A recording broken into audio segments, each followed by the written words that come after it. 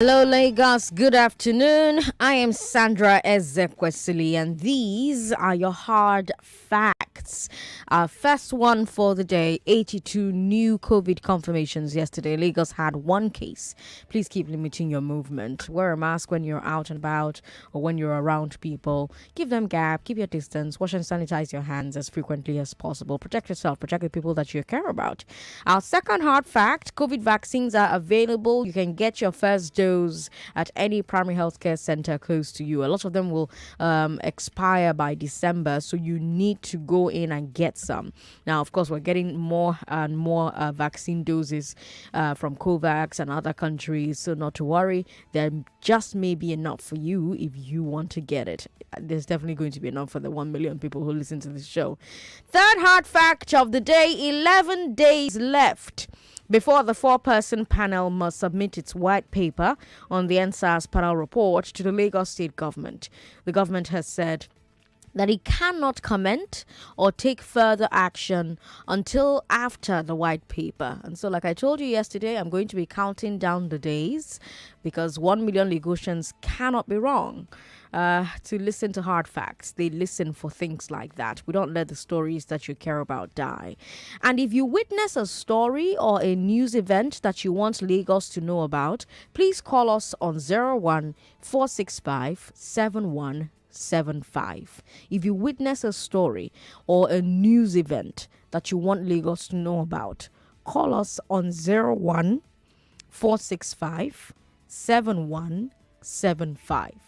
01 465 7175. Now, I have a great show for you today. We'll start with the big three, as always. Let's talk about Oyingbo Market traders protesting its closure. Then let's talk about another building collapse, this time in Badagry. And then let's talk about drama at the APC National Secretariat in Abuja and the PDP State Secretariat in Lagos.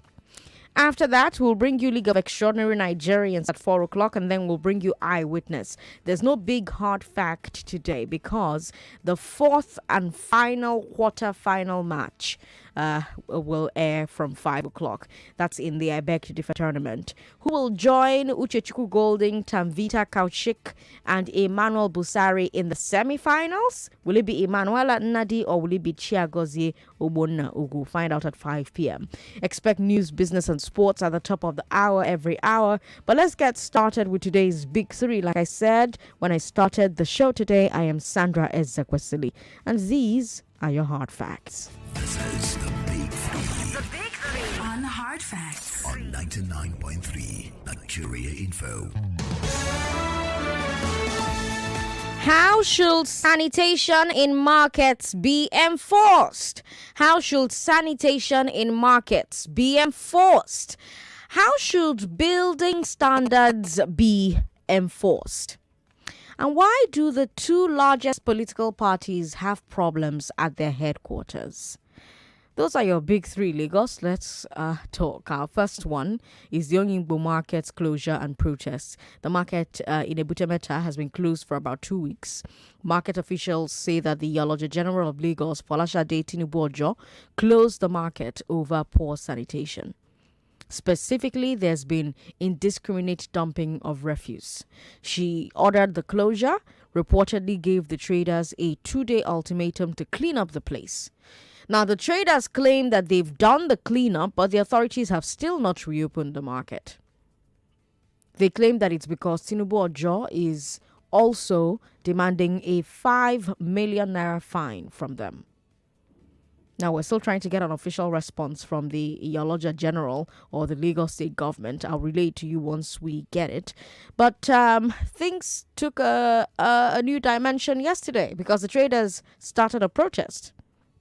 They marched in the area for most of the morning and into the afternoon. I hear there was terrible traffic in the area because of it. Apparently on Tuesday night, some traders broke into the market to try and get their goods out. Because remember, their goods have been locked inside the market for about 2 weeks.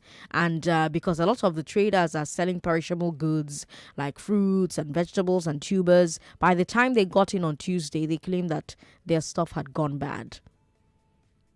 Victor Ochukwuogo is the chairman of the Oyingbo Foodstuff Market Association, and he said, quote, "We usually fumigate the market because of pests, but with the closure, pests have invaded the shops while hoodlums have been invading the market.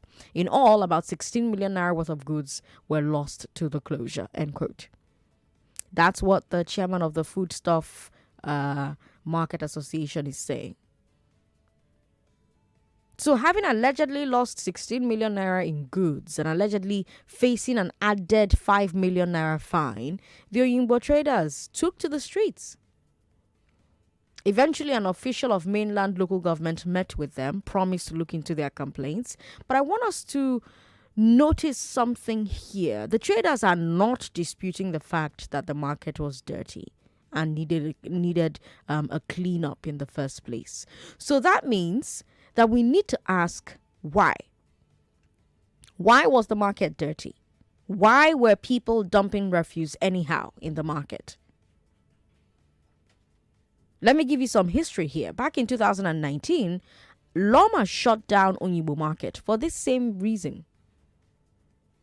Loma accused the traders of refusing to patronize the PSPs, who have the contract for garbage collection at the market. Now, I want to know if you agree that this is what is happening. Is this a problem mostly because traders are refusing to pay the refuse collectors, or do the refuse collectors also have some responsibility here? Maybe they're not coming as often as they should. Are there things that they do which make it difficult for traders to patronize them? And how much of the fault belongs to the regulators? Here's what I mean. Just like I said, Loma closed that market in 2019, 2 years ago. And now 2 years later, the Yaloja General has closed the market again. But in the 2 years in between, my question is, were the regulators taking enough smaller steps on a regular basis to keep the traders and the refuse collectors on their toes? Or is this a situation where the regulators went to sleep for 2 years while things at the market got worse and then suddenly woke up to close the market down? If you're a trader in that market, or you live around that market, or you know how that market operates, I really want to hear from you this afternoon. And of course, it's not just an Oyingbo market problem, right? Almost all our markets are filthy. And it's not like a market must be dirty. You know, I've traveled a lot, and there's nowhere I see markets as filthy as they are in Nigeria. You go to some other countries and their markets are much cleaner. I don't even want to talk about farmers' markets in the US or Canada, because you say, down is the West now. Uganda, you go to Uganda, you go to Ghana. Their markets may not be as clean as the ones in the West, but they are far cleaner than our own here. Or even go to Rwanda, Seth. So, what is it about our culture, our approach to public spaces, our approach to sanitation and public health that makes it impossible for us to keep markets clean? 0700-993-993. You can tell me as well what you think of the closure of the market, the Oyingbo market. Tell me what you think about that in general. 0700-993-993-993, 01465-7190, 01465-7190. We have got WhatsApp today. Yay. WhatsApp is 080-959-75805. We're streaming live on Facebook, Nigeria Info 99.3. If you trade in that market, please give us a call. I want to hear from you as well.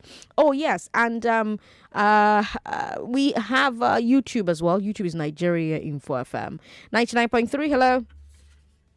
Hello. Thank you for calling. What's your name? Good afternoon, Samuel. Good afternoon. Samuel, welcome. Okay, briefly, concerning that Loma stuff you made, it's really unfortunate because all these people are just government agencies and they are using government power. I mean, there's a need to, how far we can blame the market women and market men over there, and even the customers or patronizer as well. The question we need to ask ourselves is that, are the market area, are they equipped with what is it called? Refuse disposal bins and all. Are there any designated places, for all these people to dump it? That's number two. And number three is just that, if the services of these PSP people or not that, it's not quite encouraging. There is a limit to how far you can force people, and that's what they have been doing. Even in all those localities, they pound your place, they come and put their, what's it called, the sticker and all that for non-compliance and all that. And these are the people that you don't see. So, the same thing will be actually done. Now, when people resolve into fine, let's find a means of disposing their waste and all that. Then you browse through the yellow jars, because all those yellow jars, they are being installed by these government powers as well. So they work for them. Okay. Even if they see what is good at times, because they have put them there, so they don't want to go against the government. So instead, they will pound on the people that they can know. They have no power to do anything against them. So it's just the kind of situation we have found ourselves. Create an enabling environment and see if people will comply or not. But when the enabling environment is not provided, there is a limit to how far you can, bully people on that. Thank you. All right. Do you agree with Samuel? What do you think about the points that Samuel just made? 0700-993-993-993 01465-7190. How you feel about the market will include for Yingbo? 99.3. Hello. Hello. Thank you for calling. Good afternoon. What's your name, sir? What's your name, sir? My name is Joshua. I'm calling you from Mushi. Your line isn't very clear. I don't know what's happening there. I say my name is Joshua. I'm calling you from Mushi. Aha, Joshua. Just keep talking like this. Welcome to the show, Joshua. Go ahead. Okay. About Joshua, your line is not very clear. Oh, call us back, okay?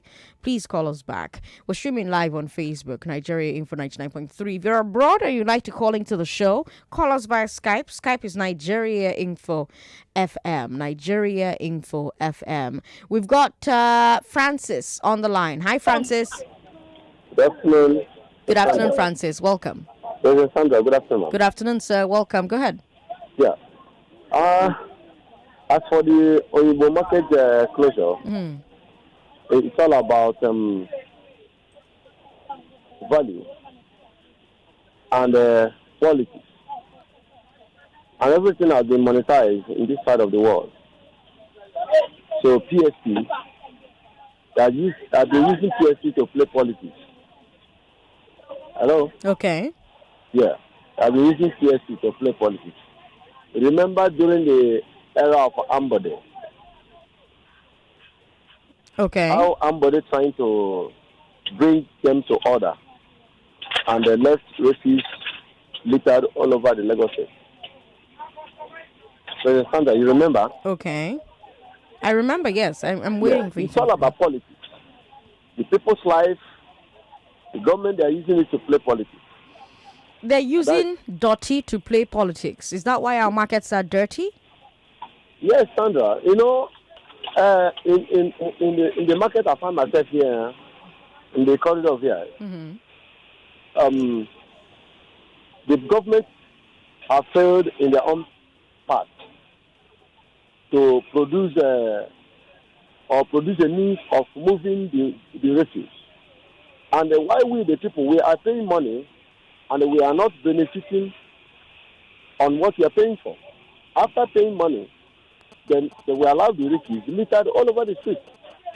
And at the end, the government will come after the market, threatening to close the market. What can you make out of that?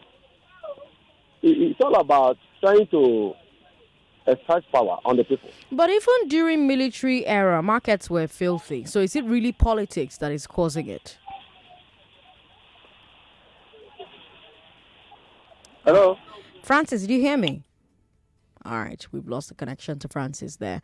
But yeah, that's a point for the next person who's going to give me a call and talk to me about the politics of this. 99.3, hello. Hello? Hello. Hello. Hello, this is Victor calling from my trust. Victor, welcome. Yeah. You see, sometimes this data in our market, sometimes it's politics and sometimes it's our people there. Okay. You see, I went to some market in Lagos Island. You see, that place is very, very, very, very dirty. Then I started asking those people that are selling market there, you people So you will have power even to find somewhere to rake all this dirty for one place and keep it. And you people leave this dirty here. You know, people are marching it where they fall like this. You won't see a place to march out. All of them are there with smell and everything. If you ask them, they say, okay, where can we see the person that we carried? Why can't you see people that you carry dirty on in front of your shop? There are many malams moving around, collecting refuse, and they refuse to give them that refuse to carry. They just lay there with the dirty. It's very bad. Everything is not government. Please, that's my own contribution for this. Let them fight themselves and know what to do by themselves. All right. It's not government. All right. Yes. Thank you very much for calling. If you just tuned in and you're wondering, well, what are we talking about today? We started with the Oyingbo market closure and protest. The market in Ebutemeta has been closed for about 2 weeks. Market officials say that the Aloja General of Lagos, Folashade Tinubu Ojo, closed the market over poor sanitation. There's been indiscriminate dumping of refuse. So she ordered the closure and reportedly gave the traders a 2-day ultimatum to clean up the place. Now, the traders claim that they've done that cleanup, but the authorities have still not reopened the market. They claim that it's because Tinubu Ojo is also demanding a 5 million naira fine from them, and we're still trying to get an official response from the Aloja General of the Lagos State government. So yesterday, some people broke into the market. They claim that their goods were getting destroyed. The chairman of the Foodstuff Market Association said that they'd lost about 16 million naira. But in all of the things that they're saying, the one thing that they did not dispute was that market dirty. They're not disputing that fact. Say, market dirty, we gas cleaner in the first place. Because that's what led to the closure to begin with. That's why they ask why. Why our market they always dirty? Why people they dump dirty anyhow? For market, inside market. Why? When I started, I told you in 2019, just 2 years ago. 2 years ago, Loma shut down Oyingbo market for this same reason. They accused the traders of refusing to patronize Loma. Because Loma had contract at that time for garbage collection in the market. But for that particular one, I don't know the details one way or the other. Do you agree that this happened? This is what's happening? Is this a problem because traders are refusing to pay? Or is it a problem because refuse collectors are not coming as often as they should? Do they share some responsibility here? Are there things that the refuse collectors do, maybe, that make it difficult for traders to patronize them? How much of the fault belongs to the regulators? Because 2019 and 2021, 2 years. And in that 2 years, are you saying that nothing changed? Because 2 years later, the Aloja General closed the market again. Between that time, between the 2 years, from 2019 until now, were the regulators doing enough to make sure that that market was clean? Were they taking smaller steps to make sure that market was clean? Is this a situation where they went to sleep for 2 years and then shut down market for 2 weeks and counting? But my own big question is, why our markets they dirty? Why? That's my big question, to be honest with you. What do you think about the closure of the Oyingbo market? You can start there. Then you can talk to me about why our markets are filthy. Why are Nigerian markets this filthy? Because like I said, the traders are not disputing the fact that the market was dirty and they needed to clean up, which led to the closure to begin with. But could the closure have been done in a way that didn't spoil traders' goods? If you were asked to allocate blame, when I was on in Port Harcourt, I had a show called Who is to Blame? But if you wanted to blame someone for this situation, would you allocate the blame to the traders, to the customers, to the refuse collectors, or to the regulators, or to everybody? Who would have the bigger blame? in this situation?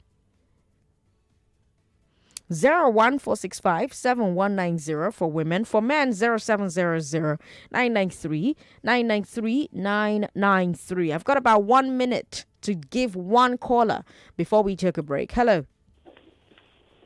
Hello. Hello.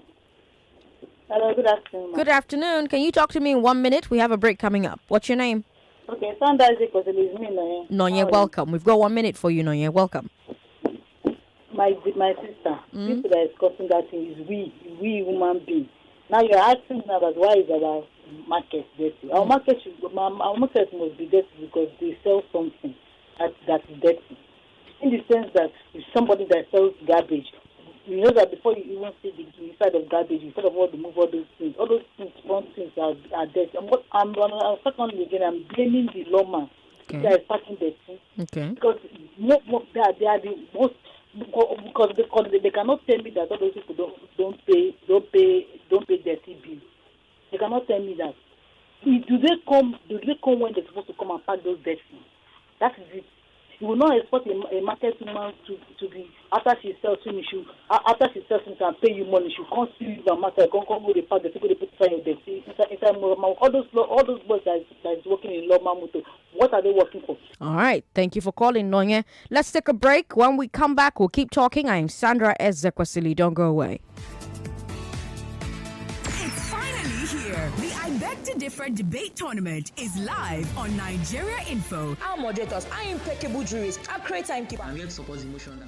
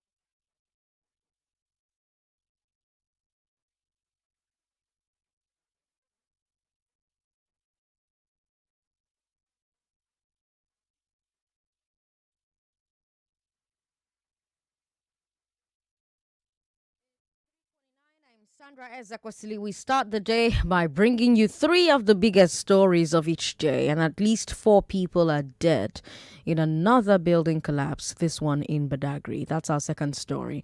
It happened at Flour Mills Estate.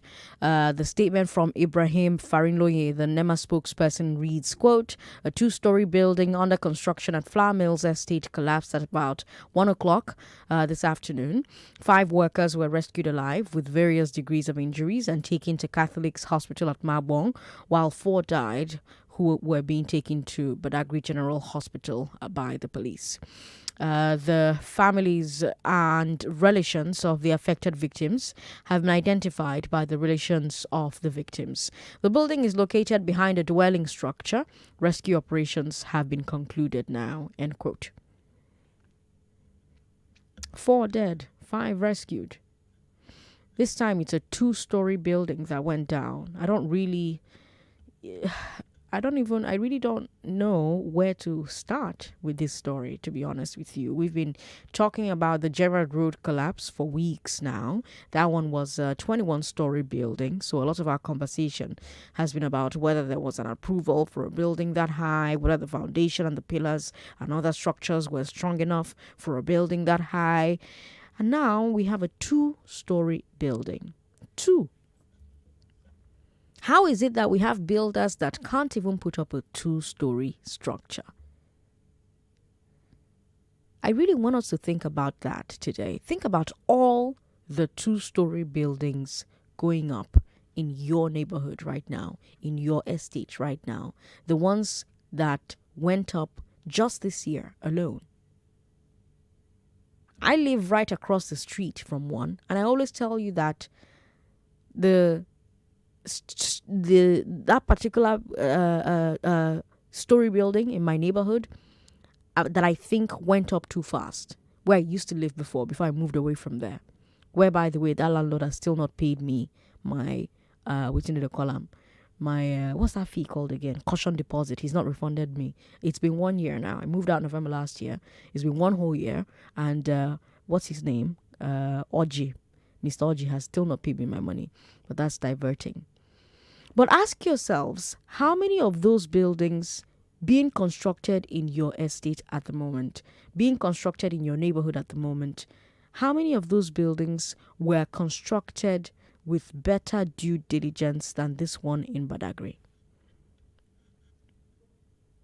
Ask yourself another question. Does the government have the capacity to monitor the construction of all story buildings that go up in a year? In Lekki, story buildings go up in 3 months, 6 months, and I'm always so alarmed. I'm not talking about just the massive towers in Ikoyi. I'm talking about 2-story, 3-story, 1-story. These buildings. Does the government have the capacity to monitor all of them? Because clearly those ones need monitoring as well if they're collapsing. A 2-story building collapsing in Badagry. Can the government monitor all of them?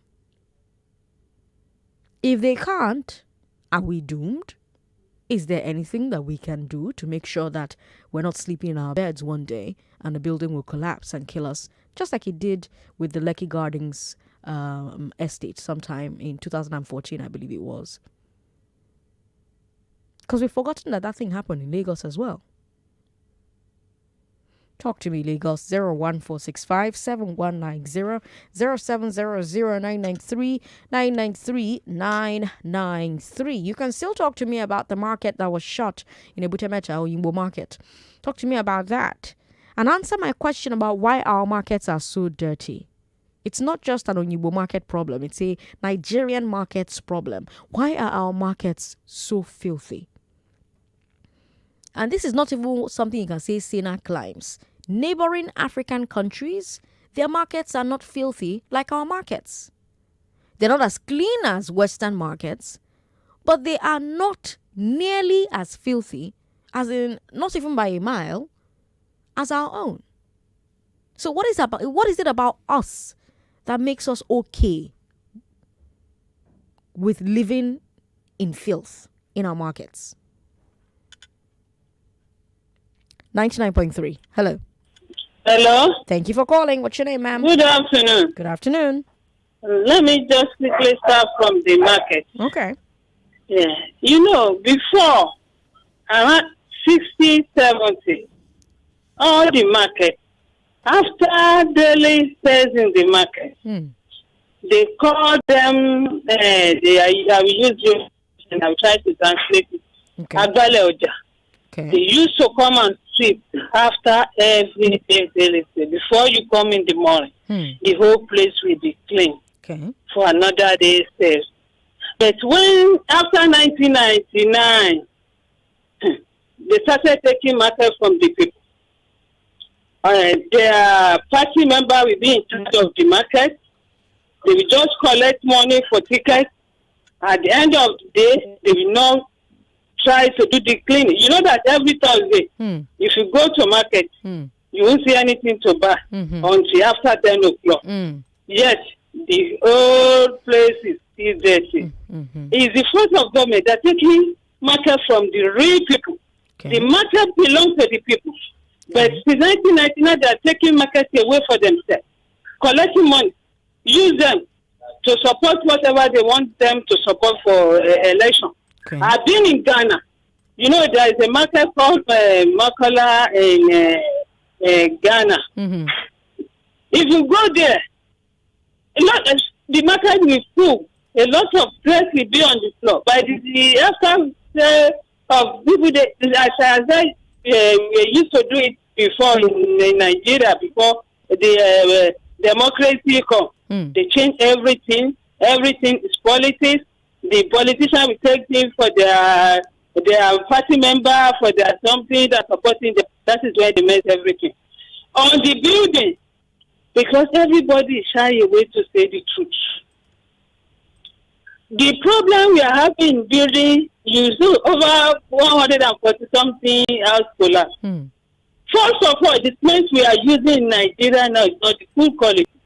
I remember how the cement was before with low price, high quality. Okay. High price, low quality. And nobody wants to go there because of the people involved in the cement. That is where the big problem comes from. And all the material, the iron, the cement, is inferior. You see, when everything falls down, you just see them like a little something. You not see strong, solid concrete as the pillar. You see, I will tell you, I will get someone that will explain everything that's going on in Nigeria in building. I know a lot of people. I don't want to go on. Nobody wants to say the truth. Those people that are supposed to monitor the house, they call them quantity surveyor. I mean, not quantity surveyor. Hey, I forgot their name. Maybe in another time I will remember. Okay. So Lagos State have them, but they fail to do their work. They just after money. They don't be with us. Thank you so much for calling us. Which reminds me, on Monday at 5 o'clock, we're actually going to talk about building collapses. So we'll take a look at the Gerard building. We'll take a look at the one that collapsed in Badagry as well. We'll talk about what goes into building a house. Like, what are the things that we need to know? What are the things that could help us prevent situations like this? 4 people dead that didn't need to die. Just you wake up, you go to, find your daily bread and you die. Because corners were cut. Enforcers did not enforce. So on Monday at 5 p.m., I'll have a conversation about that. If you're a builder, if you're a structural engineer, if you're a civil engineer, I would love to hear from you. So please send me an email if you're one of these people and you would love to be my guest on Monday. Send an email to sandra@nigeriainfo.fm, sandra@nigeriainfo.fm. Or call us and tell the call screener that you would like to be my guest on Monday, and she'll get your details down, and we can have a conversation about this, because it's quite sad. It really is. 99.3. Hello. Hello. Good afternoon. Good afternoon. What's your name, ma'am? My name is Vita. Welcome. Hello. You're live on the show. Hello. Good afternoon. Good afternoon. Good to have you on the show. Yeah, I'm first-time caller. Okay, welcome. Okay, I just want to add 1 or 2 things in terms of the market thing, the Igbo market. Yes. First thing I need to say, I think I appreciate Iyoloja closing that market. Okay. It's a good step. It's going to clear a good example to other markets to be able to keep their environment clean. Because honestly speaking, when you go to all the markets in Lagos here, there is an eyesore. It's really an eyesore to me. So to me, it's a good one. a good one. It's a good one, she says. That would be. All right. Thank you very much. 99.3. Hello. Hello, good afternoon. Good afternoon, ma'am. What's your name? My name is Cecilia. I'm calling from Arepo. Good to have you on the show. Good, thank you. In respect of the market, I want to support the very first caller that called. Ever since we started politics, that was when the cleanliness of market has degraded. And another thing I think is the cause of the dirty market is if you look at these women that sell or the market seller, because of price inflation, when they inflate their prices, people will not be able to buy from them. And at the end of the day, most of those their goods get deteriorated. So storage is another thing. So for them to keep is an issue. So we inflating ourselves with prices is another thing. Then the issue of sanitary cleaners, then I remember, permit me to speak Yoruba, they call them wole that time. So there are some that are ascribed to the market, which your store cannot be opened until you are cleaned up. And they clean before every other day, as in before the morning time. So I think they need to do more in respect of that. Then the issue of the house collapse, the materials that are being used, they are very, very inferior. I'm very sure there's a video that went viral. I can't remember the country. That if a brick was thrown on the floor thousands of times and it never got broken. I just dropped on the floor and it got broken. So the people that are in charge of materials, I think there is one at Berger there, something material.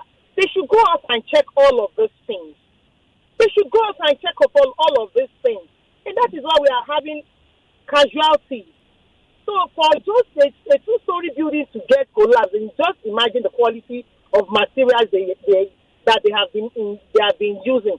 So I guess the government needs and have a lot of things to do in respect of quality housing. Thank you very much. Thank you so much for calling us. Let's talk to Leke in Ikeja. Hi, Leke.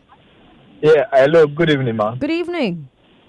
Yes, so quickly, I want to talk on the Oyinbo market. The issue is actually those guys are very dirty. Okay. But if you ask them, if you go there and you do your investigation, you will know that those people, they cannot skip the payment for the cleaning. They pay almost every day, if not, for the cleaning. And the money goes somewhere, yet those people will not come. I remember, there was a time I go to a Shomolu market, and I was asking a guy there. He said they pay almost for everything. If Yaloda is going for wedding, they will pay. If Yaloda is going for chieftaincy title, all of them will pay. All the markets in Lagos. But they are cowards, so they cannot speak up. They pay for cleaning. Normal people will not come. So, and these people will not come once in a week to evacuate the refuse that they generate every day, which is very wrong. That is the thing that we are not addressing. For Igbo market, it should be like 3 or 4 buses or trucks servicing them every day. But they will not do that. They will not blame it on the market people. And the Lagos State law permits, it says that Malam or anybody cannot evacuate your refuse for you. It must be the Loma. But the Loma people will not show up in that market until everything becomes an eyesore. So that is their challenge that they are having, but they won't be able to speak up. And that is the truth. And on the material, this building collapse issue, where is the Standard Organization of Nigeria? They are supposed to be going to all of these cement factories to be testing them. Something is foundationally wrong. But we are not checking it. Like that woman that mentioned a video of a block being thrown down several times. Our own cement cannot do that block. So something should be addressed foundationally. Thank you. Thank you, Leke, for calling us. A police cordon at the APC National HQ and an eviction of the PDP State HQ. That's our third story. These two stories are our third story. So let's go to Abuja first and then we'll come back to Lagos. Yesterday, police and SSS officers showed up and surrounded the APC National Secretariat. The party ESCO says that they were responding to a security report. It turns out different party factions were planning protests at the Secretariat to demand the removal of the ESCO. One of those leading these calls is Kabiru Marfa. He's a former senator from Zamfara. He's a leader of the party in Zamfara.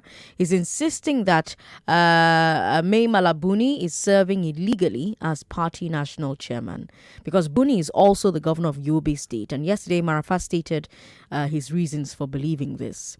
He said, quote, "What does our party constitution say that renders Buni's committee null and void? Section 17, subsection 4 of the constitution of our beloved party says, no officer in any organ of the party shall hold executive position in government concurrently. Article 20 states that the only way the leadership of the party can evolve." End quote. And what's the party saying to Marafa? Nothing. The party is not saying anything. Well, nothing from this week at least. Last week, the party threatened to have him disciplined and expelled. But this week, the ESCO said that they will stop responding to him, that he should do his worst. Buni's spokesperson said Marafa's words were, quote, "the ranting of an ant." So that's the APC's crisis. On the PDP side, we saw some drama for the Lagos chapter. They've been evicted from their secretariat for failure to pay rent. The Vanguard is reporting that court bailiffs and police officers executed the eviction order on Monday at the party headquarters in Ikeja. They reportedly threw the party's property onto the street. Now, of course, Lagosians are wondering how the main opposition party could get evicted from a state headquarters for not paying rent. You're the main opposition party for Lagos. Kilode. You've seen some commentators use this as yet another point in the argument that the Lagos PDP is not taking its role seriously and that there's room in Lagos for a new opposition political party to rise. That's what some commentators are saying. What do you think? And yes, you can still talk about the Oyinbo market, and you can talk about the building that collapsed in Badagry. 01465 71904 for women. For men, 0700 993 993. Hello, thanks for calling us. Hello, Sandra. How are you? I'm very well. What's your name, ma'am? Yeah, this is Alex. I want to point to what your last caller said about the fact that it is virtually impossible for these people not to have paid for this service. It is impossible. You should understand how the system works in the market. You see, now you've mentioned a few countries, even within our sub-region here, where they run effectively. Now you will also you will find out that in those countries too, is the institutions that take care of those kind of things. Right? Refuse management and all of those things. Just like our own institutions. Now, the difference between us and them is that our institutions are usually weakened in such a way that it will now make it almost look like it is necessary to hire non-state actors to do the job. I don't know if you understand my point. Yeah, Sandra. I understand. The institutions are made to look so weak. Or rather, they are made so weak, actually, deliberately, so that it will necessitate the non-state actors to come and begin to do the same job. Sandra, between you and me, let's answer this question. Who is Iyaloja General? Does our democracy have room for him or her? Or let's say her in this case. Our democracy doesn't make room for these people. Our politicians forge offices for their cohorts. There is no legal office that the Iyaloja General holds bad enough for her to be collecting fees and levies for all kinds of frivolous things. It's our way. If you go to the road safety, if you go to the immigrations, if you go to virtually every aspect of government, right? We have the same sickness where you whittle down or you appropriate the powers of the state, and then you have to hire non-state actors. As far as I'm concerned, Sandra, I am in support of the closure of the market, but Iyaloja General, that is a non-state actor. Alex, the firebrand. I love when she calls the show. 99.3. Hello. Sorry about that. Call back if you can. 01465 7190 for women. For men, 0700 993 993 993. Hello, thanks for calling us. Hello, good evening, Sandra. Good evening, ma'am. What's your name? My name is May. Good to have you on the show. I want to just give my take on the dirty market around the country, or more especially in Lagos. Every state actors have their part to play, the regulators, the traders, and the refuse collector. Right. But I'll put more of the blame on the refuse collector and the regulators. Okay. Why?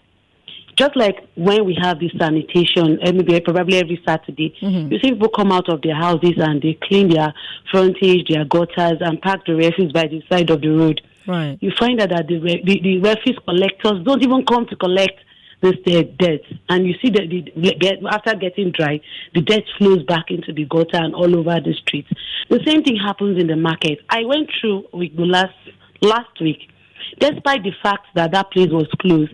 The refuse collectors, it's been a long time. When I got there, I was surprised. So much filth on the road. Are they telling us that the market, the traders are the ones that are supposed to come and pack those things? Even if they pack it, where are they taking it to? You find lawma trucks being packed by the roadside, telling us that the trucks are bad. Most of the time, especially on Thursday, you find out that these people, the traders are judicious enough to clean their shops. They will not pack it outside, waiting for the refuse collectors to come and collect it. And they will never come.